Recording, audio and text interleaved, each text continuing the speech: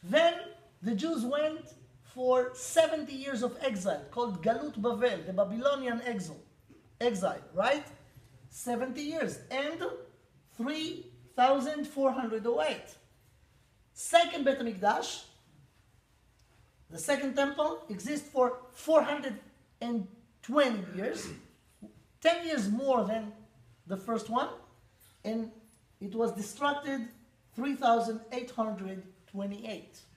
And if you think the eights end over here, just remember events that happened not too long ago. When the Jews came back at the end of days almost and rebuilt Israel, 1948. Tafshin Chet, not 1948, it's not Jewish, it's Christian. But it was in Tafshin Chet, right? Tafshin Chet is also, Chet is 8. Amazing, right? So what's behind this 8? 8, 8, 8, 8. Let me tell you something really amazing. If you think about it and if you will know what's behind those simple things that I'm going to say, it's fascinating. Few things. First of all, number 8 is a very unique number. This number is actually the number of the world to come. Why? Because this world is 6,000 plus 1,000 of destruction, and then at the end of the 7 start the 8. What is 8? 8 is not just the world to come. 8 is the world of eternity. As I mentioned before, this world is limited by time, but the next world is unlimited. Now, take the letters in Hebrew. How do you write the word 8 in Hebrew? Shmone. 4 letters. Take those words and just play with them. You will find three ideas or 3 words. Shmone, Neshama, and Mishnah.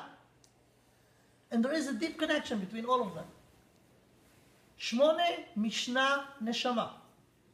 Neshama is the part in us that is eternity, the eternal, meaning the physical is limited, but the spiritual is unlimited, right? Shmone is eternity. The way you even write it or draw the word Shmone, the letter Shmone, international, that's not Hebrew, but it's an amazing thing. How many numbers actually we have? 9. There's only 9 numbers, from 1 to 9. 0 is nothing, is not a number, right? And 10 is 1 plus 0, with a 0, right? 11, it's 2 ones, but we have the 1 already. So the real actual numbers are only 9, right? Now look at all of them. You will see that each one of them, but one, has edge, or it started and ending. 1, 2, 3. The only one that has no ending and not beginning is 8. It's going like this. Again, 0 is not a number. It's not a number. It's nothing, right? Now if you take the 8, and after you use it so many times, it probably got tired, right? So if you lie it down, what you'll get? Infinity. Right? Infinity is eternity. It's something without beginning and end. This is the number of the Jewish nation. For good and for bad. You know, it's not just the born of the forefathers. The destruction of the first and the second Bet HaMikdash also, which was not a happy date, but it was an 8. Why? Because we are the eternal nation. We are the nation of Hashem. And by the way, from different angle, everyone knows about anti-Semitism, right? There is such a thing, unfortunately. We're going to say it, we're going to mention it. All Jews mention this at least once each year in Leil HaSeder, in the Haggadah, right? We said, "V'hi she'amda ala avoteinu velanu, shelo echad bilvad amad aleinu lechalotenu, ela shebechol dor vador omdim aleinu lechalotenu." So we're mentioning this fact that we're drawing fire, and in every generation there is someone who wants to kill the Jews and eliminate them. Always. This is the fact. Be aware of that we sang that in Leil HaSeder, But not just we. Even before we were born, our parents said that. And before they were born, their parents said that. We saying this for all, and this is so true. Bechol dor vador omdim aleinu lechalotenu. Any success? No. No. And this is amazing. We are not that many. I mean, we are probably one of the smallest nations in the world during the history, in numbers. We're making a lot of noise, but in numbers we are very, very small. So how come they could not? And they want to kill us and eliminate us. Not just Hitler, not just in every generation. And they could not do it. You know why? Because we have a protector. We sang it in the tefillah, if you pray every day. We say, Baruch ata Hashem shomer et amo Yisrael ad. Hashem shomer et amo Yisrael. So we getting hit here and there, but we exist because no one could make us not exist. Because we connected to the eternity. How? Why? Because we connected to God. Because we have a covenant with God. We become, God offer us in Sinai, ואתם תהיו לי ממלכת כהנים וגוי קדוש. You will be my nation. So if you will be my nation, there's no way that you will not exist. Because I exist, and I exist forever, so my nation will exist forever. And this is the number 8. This is the number 8. 8 is eternity. Now, even the destruction of the first and the second Bet HaMikdash is part of this eternity. You know why? It's connected to the covenant. We sign a covenant in Sinai with God. Yeah, we agree. Na'aseh v'nishma. We're going for it. And this covenant is irreversible. And God told us, okay, you will be my nation. I'm going to write down your laws. You will follow, your constitution will be the constitution that I will give you. And we signed on it.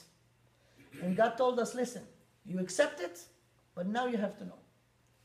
After you accept it, it's irreversible.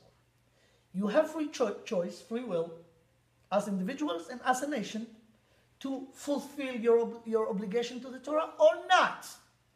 But you have to know that any decision that you will make will affect your history. If you will listen to me and you will be faithful to this obligation, you will be in your land forever. You will have everything that you need. I'll give you the best economy situations, state, the best security. וחרב לא תעבור בארצכם ונתתי שלום בארץ ונתנה הארץ יבול, everything that you need as a nation. But if you will not do it, because you have free will, you will not stay in the land. ישמרו לכם פן לבבכם ועבדתם מעל הארץ הטובה. And it happened to us twice, because we were stubborn. We tried to play games with God, as a nation, not as an individual, as a nation. And we went to exile. God gave us the land as long as we faithful to Him. If not, you do not deserve it. So the destruction of the first and the second Bet HaMikdash and sending us to exile is part of this agreement that we are connected to the eternity of God. So it could be good and not good, depending on our choice, right? On our will, our free will. So this is it. So after the destruction of the second Bet HaMikdash here, we went to exile, for a long exile. This exile was limited for 70 years. This one is very, very long. It's almost 2,000 years since. And we're still in exile. Even with the semi-existence of the Jewish state in the Middle East today, you have to know that the fact is that the majority of the Jews are not there. They are here in Los Angeles, in New York, in South America, and all over. Less than 50% of the Jewish people are now in Israel. So we're still, in a way, in exile.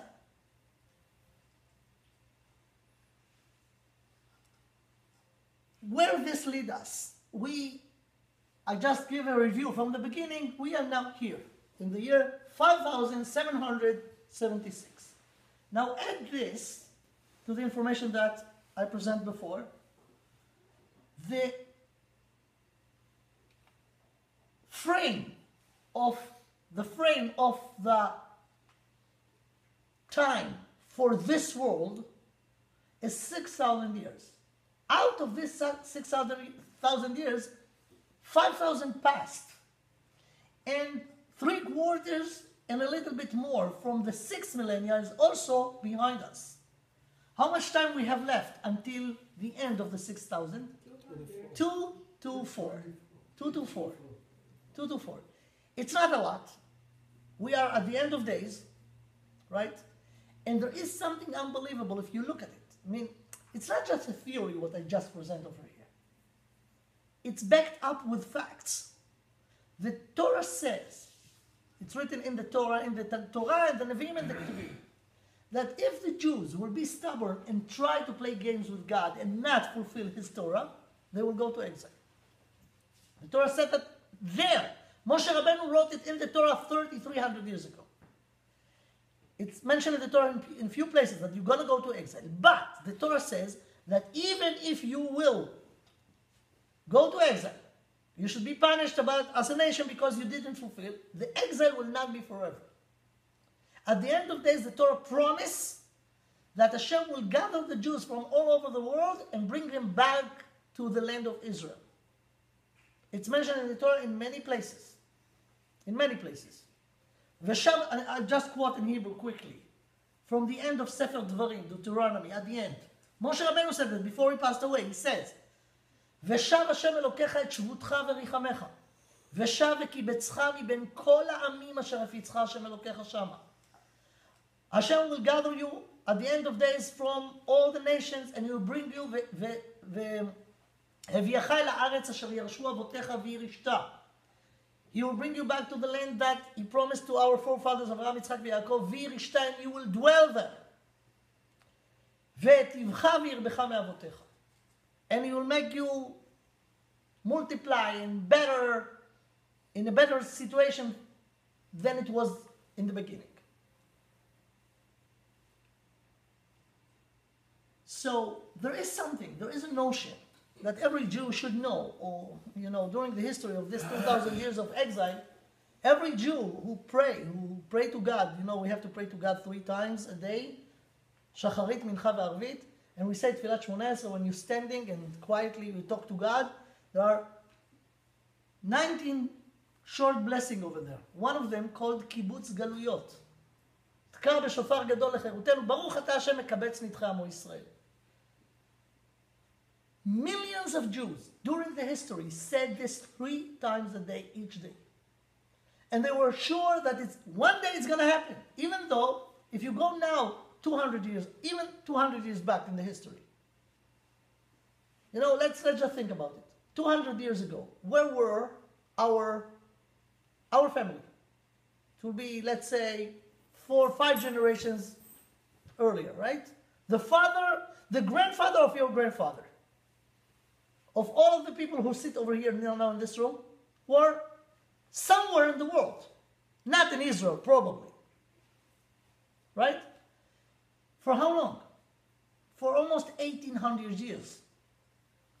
And yet, they were saying this, it will be Kibbutz Galuyot. Hashem will gather us together and bring us to the land of Israel. 200 years ago, it seems like, even 100 years ago, it was a dream. It was a crazy idea. Do you really believe in it? And the fact is, yeah, it was so off. So doesn't make sense. But today we see that the land of Israel, again, is a Jewish state. And there are Jews who live there. And Jews believe in this for 2,000 years. And when the time comes, we see that all these promises that seem so doesn't make sense, fulfilled. And this is just the beginning.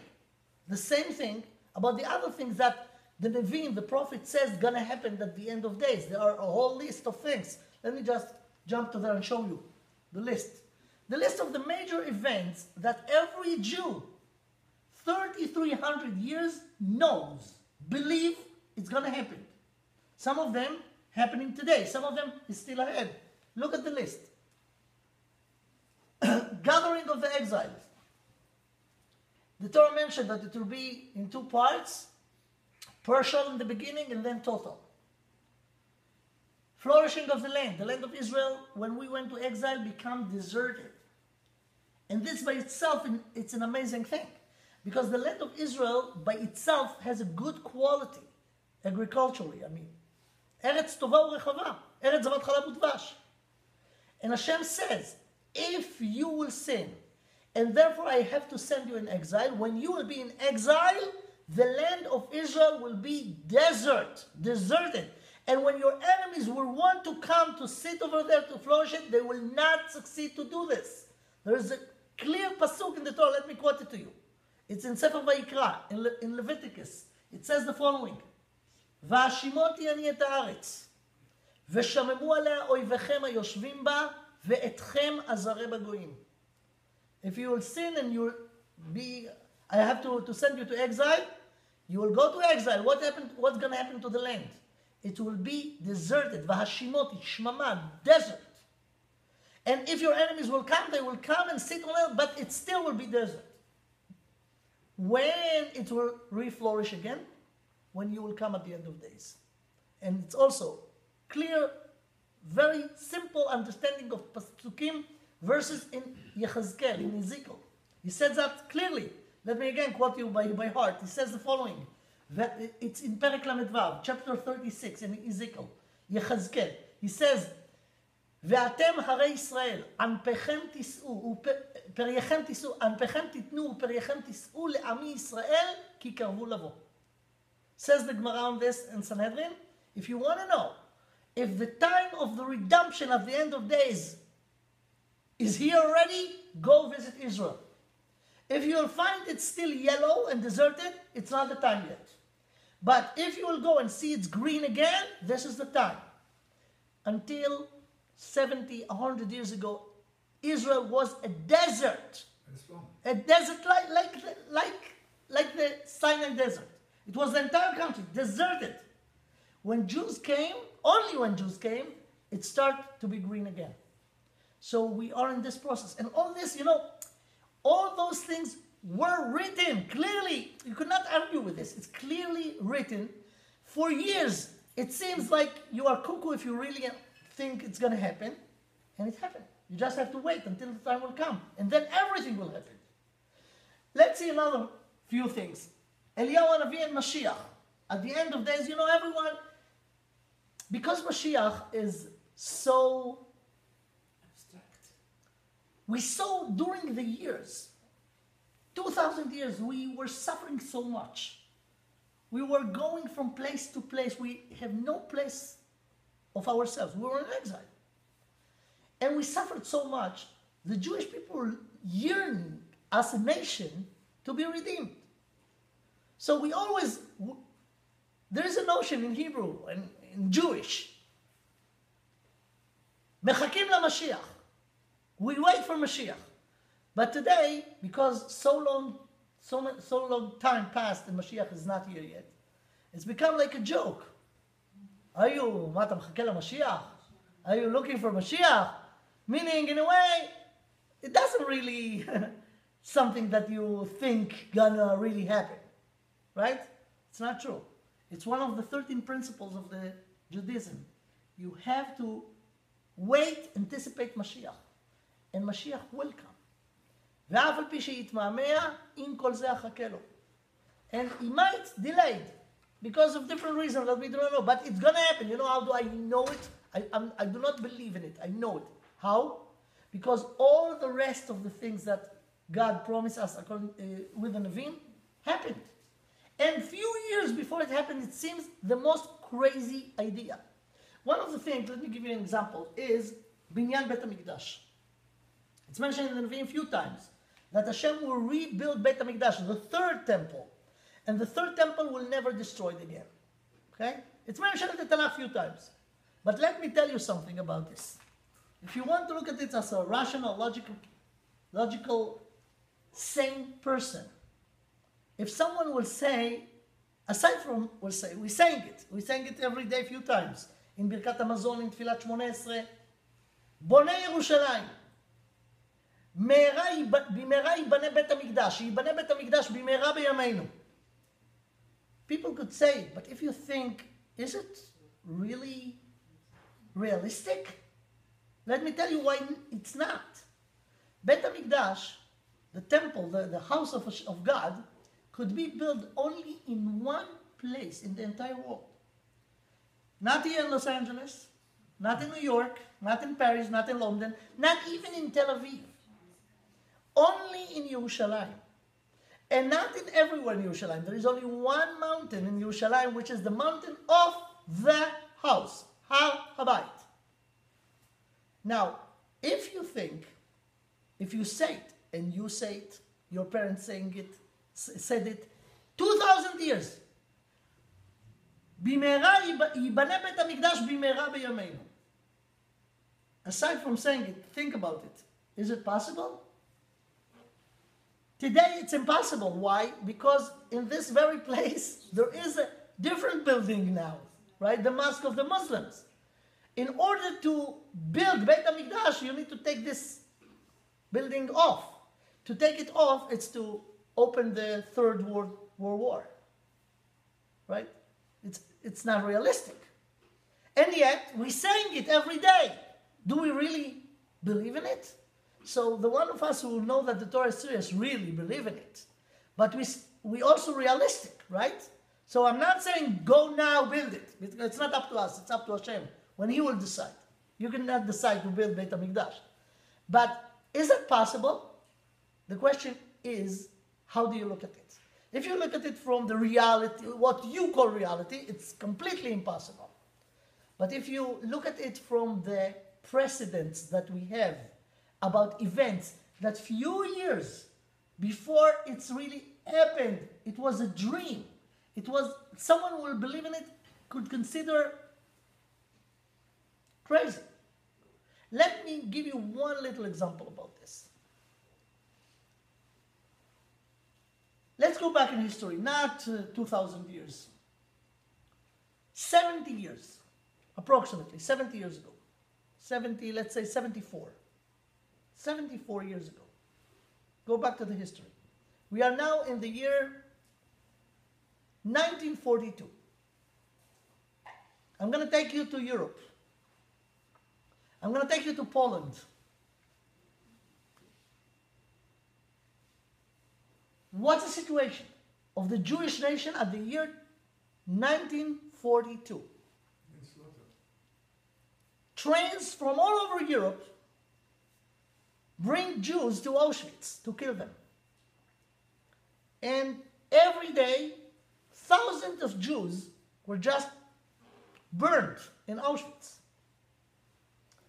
It was right before the Nazis start to lose, but at the year 1942, they were still fighting the Allies in the East, in the West, succeeded, and the Jews were eliminated.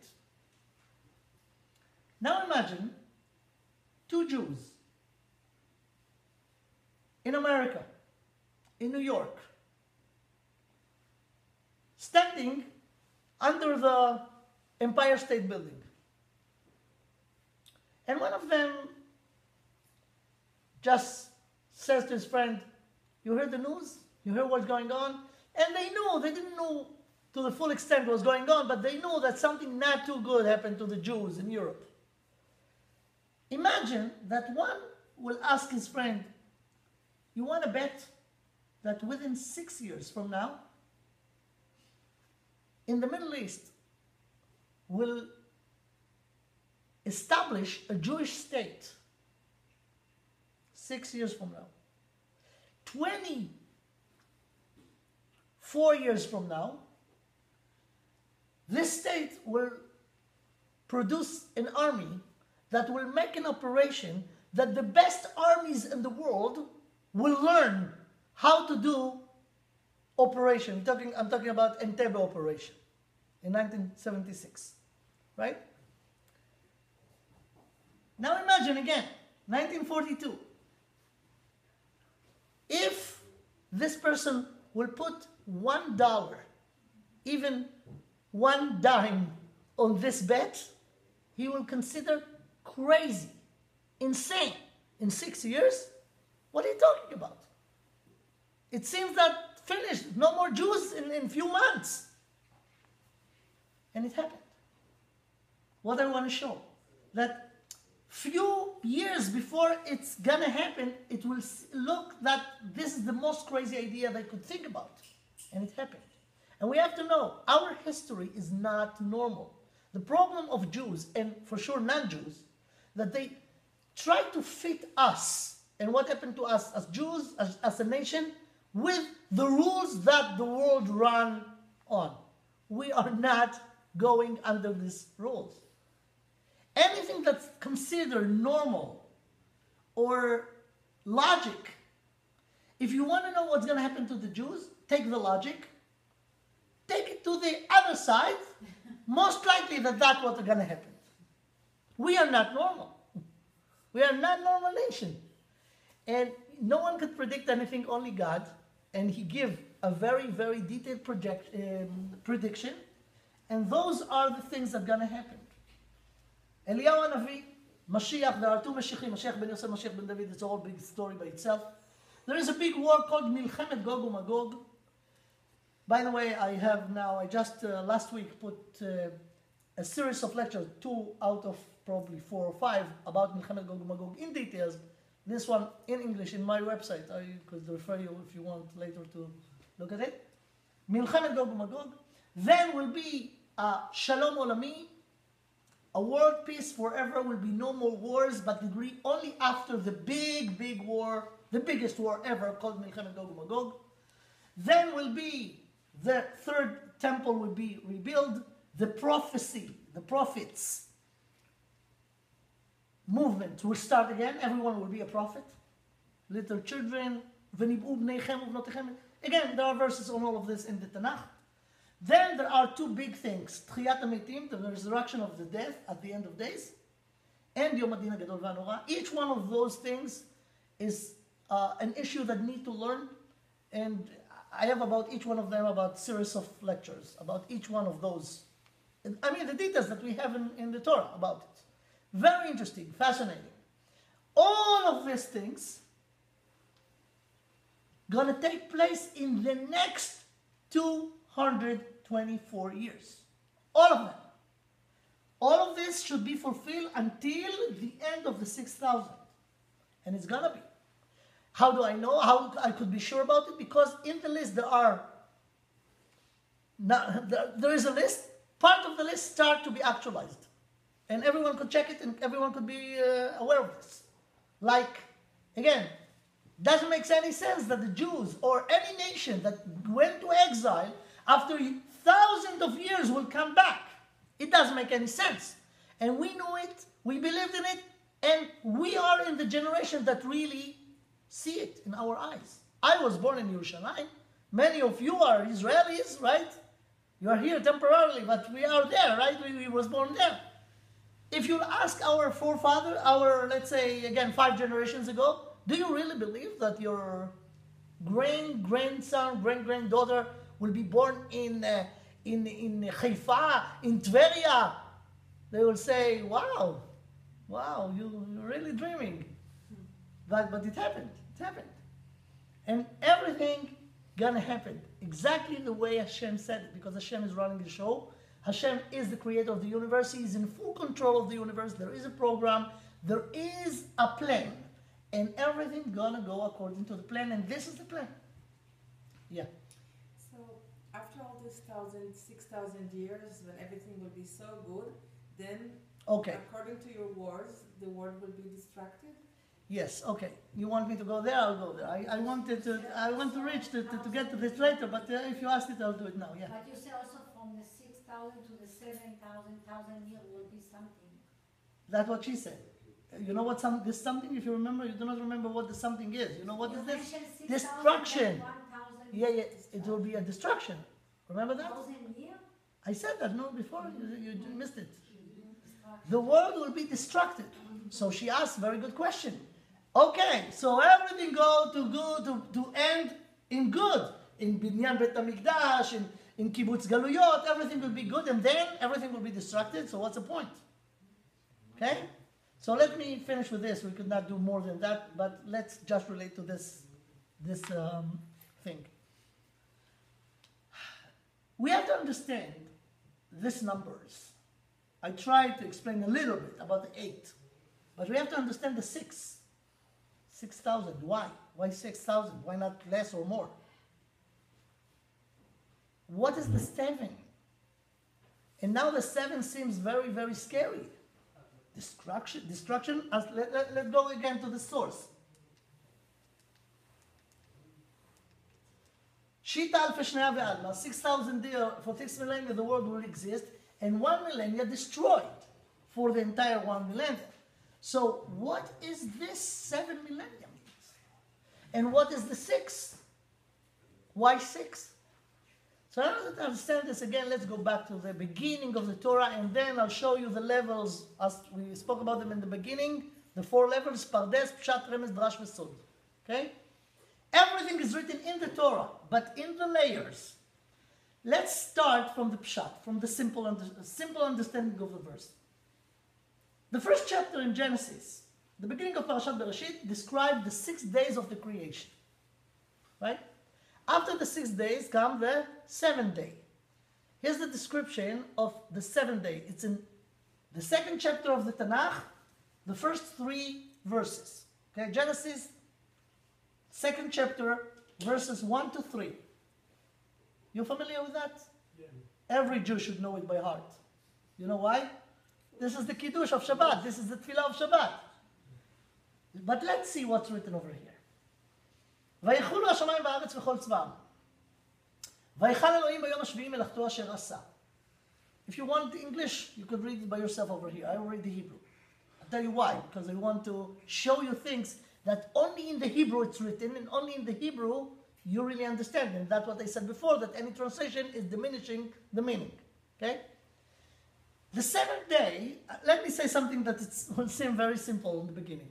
Do you agree that the 7th day comes after the 6 days that was prior to it? For sure, right? Okay? So, what's the Torah describe over here? What happened in the 7th day? The 7th come after the 6th. What happened in the 6th? In the 6th, Hashem made order in the chaos, in the tohu vavohu that was in the beginning in the first day.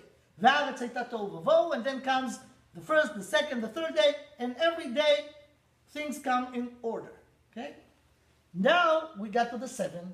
Vayechulu hashamayim v'aretz. It ends. It comes to the end. Everything is done. Vayechulu hashamayim v'aretz v'chol tzva'am. Vayichal Elohim. He finished. Vayichal Elohim b'yom hashlishi melachto asher asa.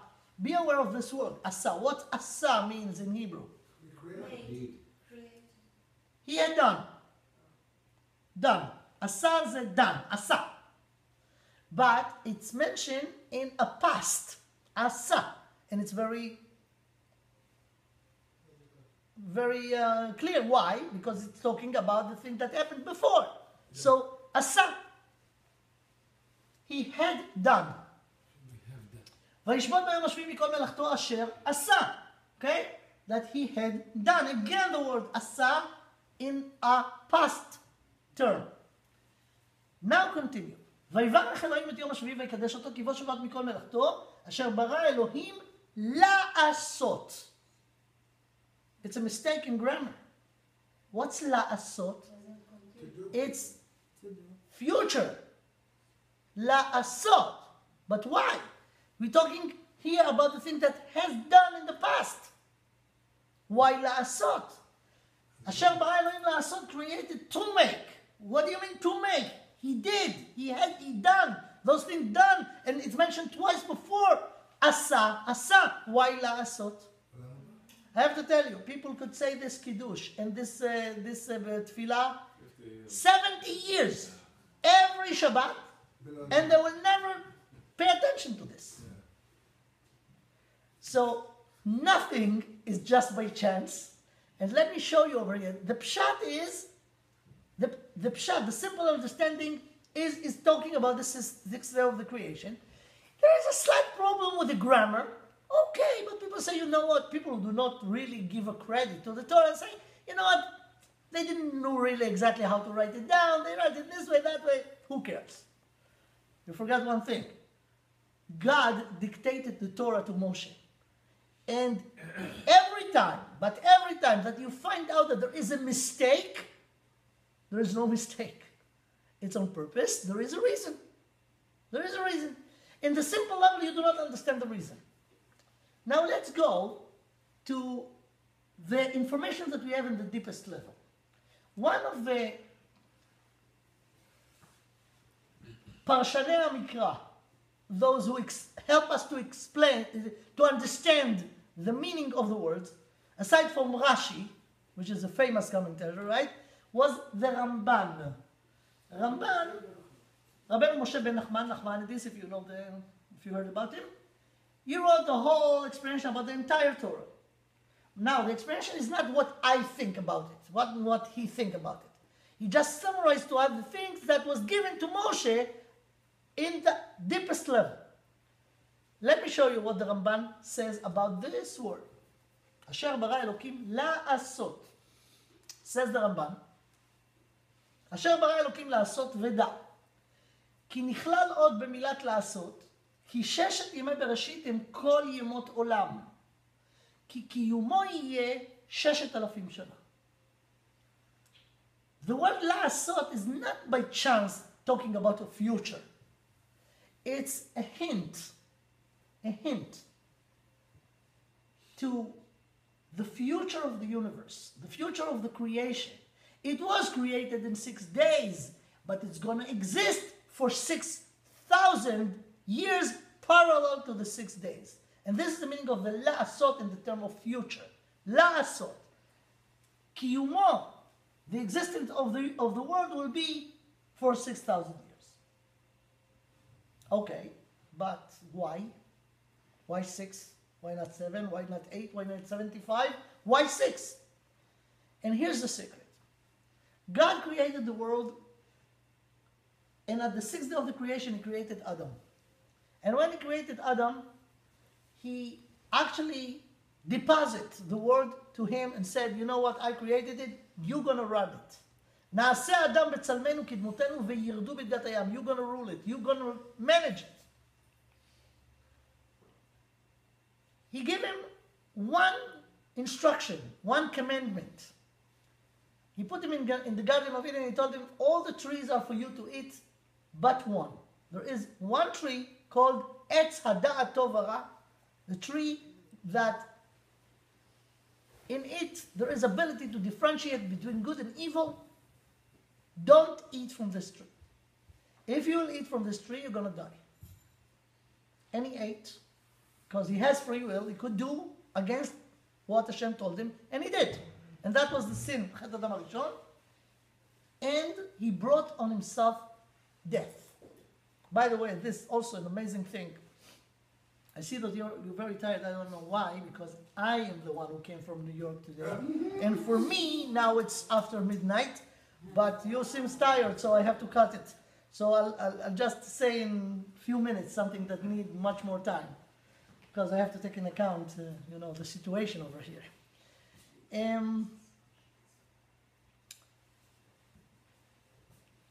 God commanded him, and he gave him free will. Free will means that Hashem says to him, I'm telling you what to do, but you do not have to do. It will be better if you listen to me, but if not, you could do against my will also. But you have to know that there will be consequences to this. And he told him, if you will eat from this tree, you're going to die. Ki biyom acholcha mimenu mot tamut. And those are the words in the Torah. Ki biyom acholcha mimenu tamut. At the day, it seems, according to the Pshat, to the simple understanding, the day you eat from it, you're going to die. And he ate against the will of God. And he didn't die. Because he lived, the Torah described that he lived many years after that. He lived many years. He lived 930 years. Wow. So what happened to what God told him? God told him, if you will eat from it, you're going to... Beyom acholcha mimenu mot tamut. Okay? So, says the Ramban, the simple level, says the following. ביום אכולך ממנו לא תמות, the meaning of this is not at the day that you will eat you die. ביום שתאכל תהיה בר מוות. If you will eat at the day that you will do it, you will become mortal. It doesn't mean that you're going to die at the same day, but you'll become mortal. Okay, this is what that means. The meaning is that if Adam was listening to God and not eating from this tree, he will never die. And that's what the Kabbalah says. When Hashem created Adam, he didn't create him in order to kill him. He created him in order for him to exist forever. He brought on himself the death. That's what the Torah taught us. Yeah. Yeah, the Shamanist approach started from Adam, right? When he was, the first Vadat Hakira in the world was right after the sin of Adam Arishon, right? God says to Adam, why did you eat? I told you not. So he said, the lady that you gave to me, Aisha Asher Natata Imadi, she convinced me to do it. So Hashem got to ask the lady, the Chava, why did you do that? She said, the Nachash, the snake, the serpent did it, right? And from there, it was just the form of Vadot Hakira that's going to happen in Israel. Always at the end, Hashim Gimel Hashem. It's not the commander, it's not the one, they take it doesn't help, right? Everyone got responsible, everyone they had the punishment. Okay, fine. So according to this, what is the meaning of this? God created the entire world the purpose of the entire world is to be the field. The main player is Adam. And everything that was created for him. Hashem told him, "V'yirdu b'dgatayam," you will manage it, you will run it. If you run it good, fine. If not, you're going to die. And the entire world going to be destroyed. And that's what happened. The world that we live in today is not the world that God created in the sixth day of the creation. The world that Hashem created, that God created at the sixth day of the creation existed only 6 days until Adam came and ruined it. And we are in the ruined world. And because he ruined it in a way that it has to be destroyed, it's going to be destroyed after 6,000 years. Why? God created a world in 6 days. Parallel to each day that Adam destroyed, God gave a chance to the descendants of Adam, Bnei Ha'adam, the descendants, the children of Adam, to fix the ruin. And this is what the Kabbalah says, the tikkun. Ha-tikkun shel ha'olam, the fixing of the world. So the fixing is each one of us has parts of 70, 80, 120 years that Hashem gave us in this world to go through things, and this thing will fix Chet Adam Arishon. How? It's more a big issue by itself. How? But the 6,000 is the chance to fix what Adam destroyed. After this 6,000 will be finished, the world will be destroyed. But here's the hope. Here's the hope. This destruction is not a destructive destruction, but a constructive destruction. Mm-hmm. How? How? Let me explain. The 6 millennia are parallel to the 6th day of the creation. If you want to understand the secret behind the 7th one, you have to go back to the 7th day of the creation. What happened at the 7th day of the creation? Shvita. What is Shvita? Every Israeli knows exactly what Shvita is. Shvita is a strike. Not doing work. You go from time to time to Tel Aviv, probably 3 out of 4 times that you go, there is a strike in Ben Gurion Airport. That's the way they work. A lot of Shvitot over there, strikes. You know why, by the way, Israelis like to strike? Because they have to strike one day every week. But they do not do it. So instead, they do shvitot in the time that they have to do work.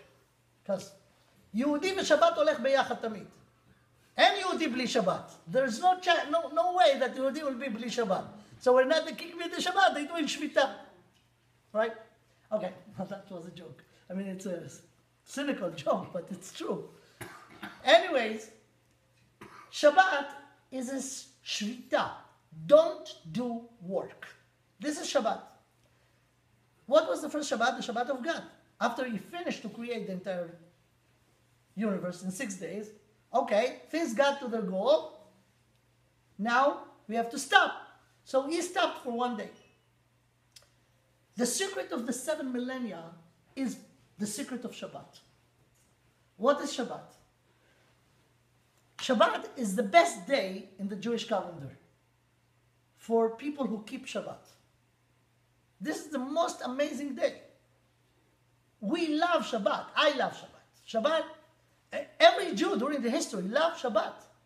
Shabbat is the time that you take time out from physical, from the distractions, and just disconnect from any physical, any action.